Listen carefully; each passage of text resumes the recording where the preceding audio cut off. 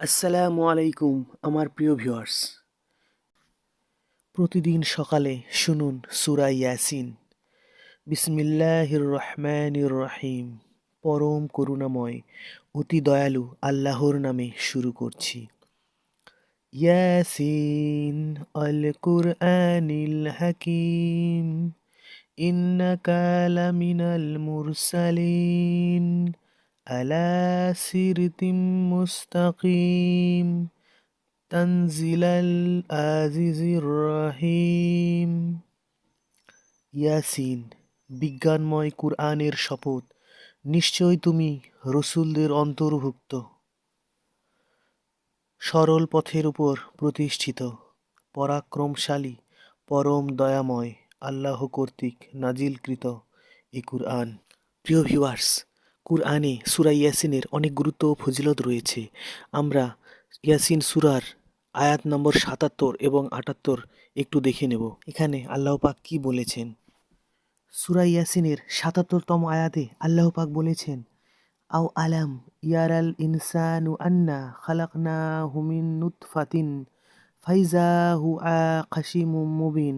অর্থ, মানুষ কি দেখে না যে আমি তাকে সৃষ্টি করেছি শুক্রবিন্দু হতে, অথচ পরে সে হয়ে পড়ে প্রকাশ্য বিতণ্ডাকারী।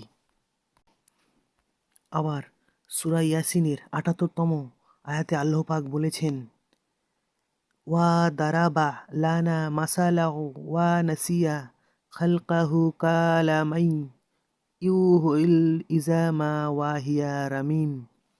আর সে আমার সম্বন্ধে উপমা রচনা করে, অথচ সে নিজের সৃষ্টির কথা ভুলে যায়।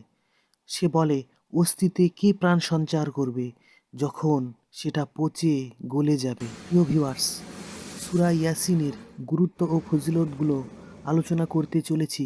তার আগে আমাদের এই ইসলামের দাওয়াত চ্যানেলটি যারা এখনও সাবস্ক্রাইব করেননি তারা সাবস্ক্রাইব করে নিন, যাতে নতুন নতুন ভিডিওর আপডেট দেওয়া মাত্রই আপনাদের কাছে নোটিফিকেশন পৌঁছে যায়। বিশ্বের সমস্ত মানবজাতির কল্যাণ ও সর্বোত্তম হেদায়েত লাভের গ্রন্থ কুরআন। এই কুরআন পাকে রয়েছে ১১৪টি সূরা। ৩৬তম সূরাটি হল সূরা ইয়াসিন। এই সূরাকে কুরআনের হৃদয় বলা হয়েছে। সূরাটি নিয়মিত তেলাওয়াত ও আমলে রয়েছে অনেক গুরুত্বপূর্ণ ফজিলত। কুরআনুল কারীম ৩০ পারায় সাজানো। ২২তম পারার শেষে এই সূরাটি শুরু হয়েছে এবং ২৩তম পারার প্রথম দিকে শেষ হয়েছে। সূরাটিতে আয়াত সংখ্যা ৮৩, ৫টি রুকু এবং ৭টি মুবিন রয়েছে। সূরাটির ফজিলত সম্পর্কে হাদিসে অনেক বর্ণনা রয়েছে। হযরত আনাস রাদিয়াল্লাহু তাআলা আনহু বর্ণনা করেন, রাসূলুল্লাহ সাল্লাল্লাহু আলাইহি সাল্লাম বলেছেন, প্রত্যেক বস্তুরই একটা হৃদয় থাকে, আর কুরআনের হৃদয় হলো সূরা ইয়াসিন। যে ব্যক্তি সূরা ইয়াসিন একবার পড়বে, মহান আল্লাহ তাআলা তাকে ১০ বার পুরো কুরআন পড়ার সওয়াব দান করবেন। তিরমিজি শরীফ। রাসূলুল্লাহ সাল্লাল্লাহু আলাইহি সাল্লাম আরও বলেছেন, সূরা ইয়াসিন কুরআনের রূহ বা হৃৎপিণ্ড।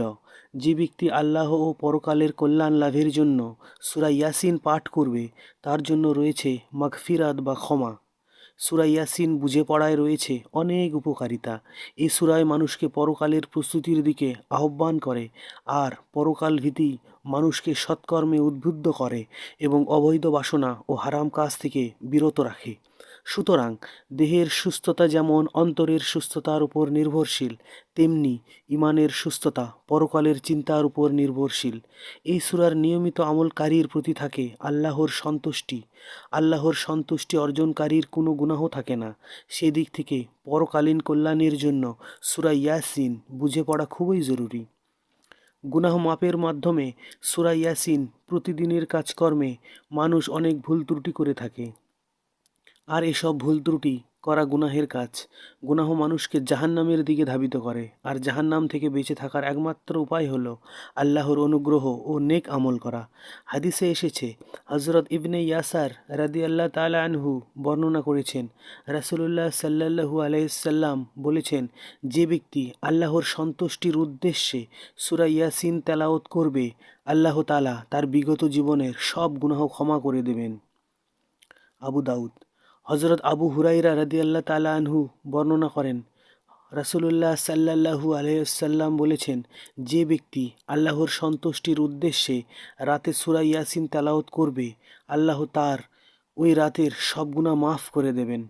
অভাবমুক্ত থাকার আমল সূরা ইয়াসিন। মানুষের নানামুখী অভাব অনটন থাকে, শুধু পরিশ্রমে কোনো মানুষের অভাব শেষ হয় না, প্রয়োজন হয় আল্লাহর সাহায্য ও অনুগ্রহের। সূরা ইয়াসিনের আমল অভাবী ব্যক্তির জন্য আল্লাহর মহা অনুগ্রহ। এ সূরার আমলে দুনিয়ার প্রয়োজন পূর্ণ হয়ে যায়। হাদিসে এসেছে, হযরত আবদুল্লাহ ইবনে জুবায়ের রাদিয়াল্লাহু তাআলা আনহু বলেন, যদি কোনো ব্যক্তি অভাব অনটনের সময় সূরা ইয়াসিন পাঠ করে তাহলে তার অভাব দূর হয়, সংসারে শান্তি আসে এবং রিজিকে বরকত হয়। হযরত আতা বিন আবি রাবাহ রাদিয়াল্লাহু তাআলা আনহু বর্ণনা করেন, আমি শুনেছি যে রাসূলুল্লাহ সাল্লাল্লাহু আলাইহি সাল্লাম বলেছেন, যে ব্যক্তি দিনের বেলায় সূরা ইয়াসিন তেলাওয়াত করবে তার সব হাজত প্রয়োজন পূর্ণ করা হবে। হযরত ইয়াহইয়া ইবনে কাসির রহমাতুল্লাহি আলাইহি বলেন, যে ব্যক্তি সকালে সূরা ইয়াসিন পাঠ করবে সে সন্ধ্যা পর্যন্ত সুখে স্বস্তিতে থাকবে, আর যে সন্ধ্যায় পাঠ করবে সে সকাল পর্যন্ত শান্তিতে থাকবে। মৃত্যুর যন্ত্রণা মুক্ত থাকার মাধ্যমে সূরা ইয়াসিন তাফসিরে জালালাইনের হাসিয়ায় এসেছে, যদি কোনো মুসলমানের মৃত্যুর সময় হয় আর সে সময় তার পাশে কেউ সূরা ইয়াসিন পাঠ করে, তবে বেহেশত থেকে রেদওয়ান ফেরেশতা জান্নাতের সুসংবাদ না দেওয়া পর্যন্ত রূহ কবজকারী ফেরেশতা মালাকুল মউত ওই ব্যক্তির রূহ কবজ করেন না। রূহ কবজের সঙ্গে সঙ্গে ওই ব্যক্তির অবস্থান হয় জান্নাতে। হাদিস পাকে এসেছে, হযরত আবু যর রাদিয়াল্লাহু তাআলা আনহু বলেন, আমি রাসূলুল্লাহ সাল্লাল্লাহু আলাইহি সাল্লামের কাছে শুনেছি, তিনি বলেছেন, মৃত্যু শয্যা ব্যক্তির কাছে সূরা ইয়াসিন পাঠ করলে তার মৃত্যু যন্ত্রণা সহজ হয়ে যায়। হযরত ইবনে ইয়াসির রাদিয়াল্লাহু তাআলা আনহু বর্ণনা করেন, রাসূলুল্লাহ সাল্লাল্লাহু আলাইহি সাল্লাম বলেছেন, সূরা ইয়াসিন তোমাদের মুমূর্ষ ব্যক্তিদের কাছে পাঠ করো। মুমিন মুসলমানের ঘরে ঘরে সূরা ইয়াসিনের নিয়মিত অধ্যয়ন, তেলাওয়াত ও আমল খুবই জরুরি। সূরাটি সূরা ইয়াসিন নামে প্রসিদ্ধ হলেও এর রয়েছে আরও কয়েকটি নাম, যথাক্রমে তা হল সূরা আজিমা, সূরা মুদাফিয়া, সূরা কাজিয়া। এছাড়া আসমানি গ্রন্থ তাওরাতে এই সূরাটিকে মুইম্মাহ হিসাবে উল্লেখ করা হয়েছে। সুতরাং মুমিন মুসলমানের উচিত প্রতিদিন সকালে অন্তত একবার এই সূরাটি তেলাওয়াত করা, কেননা এই সূরার তেলাওয়াতকারীকে ইহকাল ও পরকালে ব্যাপক কল্যাণ ও শান্তি দান করা হবে। অন্য এক বর্ণনায় এসেছে, এ সূরা কিয়ামতের দিন অধিক সংখ্যক মানুষের জন্য সুপারিশকারী হবে, আর আল্লাহ তাআলা তা অবশ্যই কবুল করবেন। আল্লাহ তাআলা মুসলিম উম্মাহকে কুরআনের এই গুরুত্বপূর্ণ সূরাটির নিয়মিত তেলাওয়াত ও অধ্যয়ন করে সে আলোকে কুরআন সুন্নাহ ভিত্তিক জীবন পরিচালনার তৌফিক দান করুন। আমিন।